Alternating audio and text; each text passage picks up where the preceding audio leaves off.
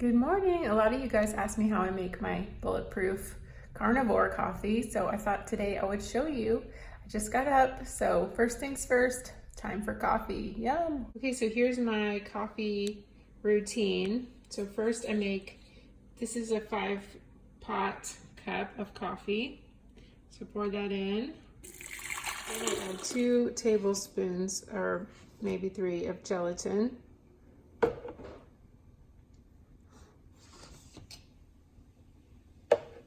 This one is from Amazon. I put the link below. It is a cool looking product. I like the gelatin because it foams up better than the collagen. Grass-fed and pasture-raised, and it's a woman-owned company, so it's cool. This is ghee. Just put about a tablespoon of ghee. Okay, so now you have your gelatin, your ghee, and I'm gonna add some vanilla. We put about 2 tablespoons of gelatin. We put 1 tablespoon of ghee. And now I'm gonna add my vanilla and nutmeg. Okay, so this is nutmeg oil. It's really good for the endocrine system. It helps with stress. So just put about 1 drop, 2 drops of that. I'll put cinnamon. These are really strong, so you only need a little tiny bit. This white one means it's good for ingestion. That's a good way to know if an essential oil is safe for putting in your coffee or food. From Young Living, I have a link down below. You can get your discount to get started with Young Living just down below. Putting in my vanilla, just like 1 or 2 little drops of that. Make sure it's one without sugar. This is really important. So that's all that has in it. Costco, I think you can also get it from Amazon. I'll link to it below. Now the fun part, you just turn it on and start the foaming process.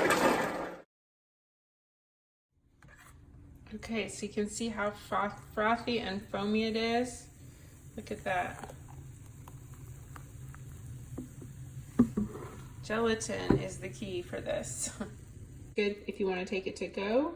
I'm not going anywhere, but this keeps it warm until I can drink my second cup. So this makes about 2 big cups like this. And this is decaf, so it's no big deal. But yeah, bottoms up. I'm so excited about my coffee.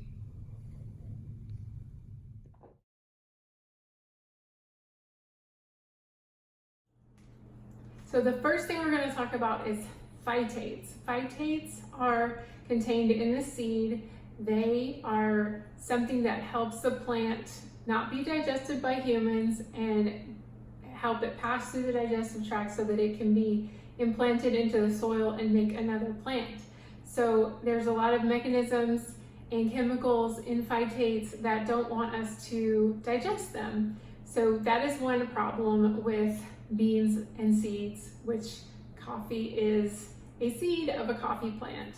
So phytates can be very irritating to the gut lining, and that's a reason you may want to cut out or cut back coffee consumption for a while. Next thing is oxalates. So oxalates can be pretty low in coffee, but if you're drinking them every single day and you're also grinding them up so they will be exposed to more surface area of the gut lining so they're more easily absorbed, they can become a problem and cause more inflammation in your gut. So you want to be careful with oxalates, especially if you are trying to get the most benefits out of a carnivore diet. So it's just something to be aware of. It may not bother you, but we just want to keep our oxalate consumption as low as possible, especially if we're trying to heal from like autoimmune disease or something like that. Okay, the next thing is adrenal. So if you don't know my story, I had a very bad problem with adrenal fatigue back in 2009, 2010. I had just like complete adrenal burnout. I mean, some people use different terms, but I mean, I had a thyroid test back then and my thyroid levels all came back fine, except I had antibodies. But the thing is, my adrenals were so fried because I was doing a vegetarian diet. I was running marathons, half marathons. So I was just totally messed up. And I was so tired. And so at that time I cut out coffee, because at that time I had to have a whole entire pot, like a big pot, like a 12-cup pot of coffee just to go to work. And you know, I recognized that I would get this big dip in energy in the afternoon, and then it would also affect my hunger and my sugar cravings. So I cut out coffee many years ago, and now I drink decaf. So that is something to be aware of if you are trying to recover from a health crisis or health issue. You really want to heal your adrenals, and coffee a lot of times can be very negative for that. So definitely think about that if you're dealing with some energy issues. Coffee can make you excrete more minerals. So if you are trying to absorb, we are always trying to absorb as many minerals as we can from our food. And if you are doing a lot of coffee, it can increase your excretion, so you're not absorbing as many minerals. And like, why would you want to do that, you know? The next thing is that caffeine especially can make your blood sugar rise and fall to unnatural levels. So be aware of that. It can also affect your triglycerides. That is a marker for diabetes. So you definitely don't want to, you know, if you're struggling already with blood sugar issues, make sure that you do some sort of coffee elimination for a period of time and see how it affects you. The next thing is water. If you're using some tap water, there can be a lot of chemicals in the water in different parts of the country. So you really want to be using some good clean water. If you have like a Berkey filter, or some people I've used before an Aquasana filter is really good. That's a reverse osmosis.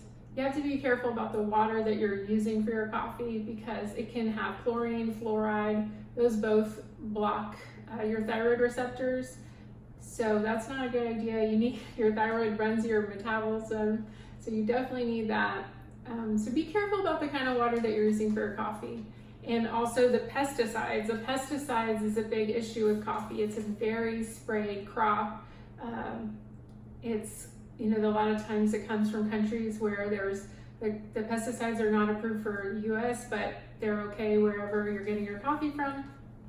So it's something to be really aware of. And I always buy organic coffee whenever I can. And you know, if I drink coffee at Starbucks or something, you know, just roll the dice on that. But when I'm home, I always use organic coffee. And then some people become reliant on coffee because of constipation. So they're using it as a way of going to the bathroom. So, you know, you really want to get to the root of that issue and not just rely on coffee every single day to make you go to the bathroom. So that's why most people see a lot of change on the carnivore diet with their digestion, and they feel a lot better. Also, on a carnivore diet, coffee is kind of that gray area of food. So you don't know for sure if you want to be using it every day. So definitely the main point is do an elimination for a little while. You want to assess your dependence on caffeine, and find your own energy levels. See if it's affecting your afternoon energy slump, or you're getting that cravings, because a lot of times when you get that energy slump when your coffee wears off, because it stays in your body for about 8 or 10 hours from the morning, and then when it wears off, then you're going to get that big slump, and you're going to want something sweet to prop you back up again. And you know, you might have that coffee again, and then it's going to affect your sleep. So you got to be careful with coffee. I like to drink decaf, like I said, and I always get the Swiss water processed decaf. This is one I got at Costco. So you can get, Costco has a really good one. It's a water process, and it's organic. I'll put a link below of some other coffees that I like from Amazon. And then now that I'm awake a little bit, since I made the other part of the video when I was first getting up, because I want you to see me in my real form making coffee. So anyway, those are the pros and cons of coffee, and I hope this has been helpful and that you can assess for yourself whether coffee is right for you on a carnivore diet. And please make sure and leave a comment on what you think about coffee, and also leave a thumbs up and share this with a friend if it's been helpful. Thanks so much. Cheers.